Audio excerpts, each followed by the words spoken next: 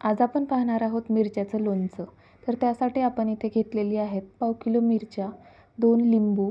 त्यासाठी आपण मिरच्या प्रथम धुवून पुसून त्याला कट मारून घेतलेले आहेत. मीठ घेतलेलं आहे, जिरे, मोहरीचं पीठ, हळद, धनेपूड आणि हिंग घेतलेलं आहे. प्रथम आपण मोहरीच्या डाळीचं आपल्याला मॉइश्चर काढून घ्यायचं आहे, त्यामुळे त्याला थोडंसं गरम करून घेणार आहोत. त्यावरती जिरे, हिंग व हळद टाकून ते सर्व आपण मिश्रण मिक्सरमधून काढून घेणार आहोत. हे इथं मिश्रण तयार आहे.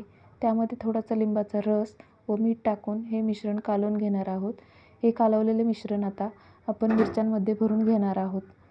एक एक करून अशा प्रकारे सर्व मिरच्या आपण भरून घेणार आहोत.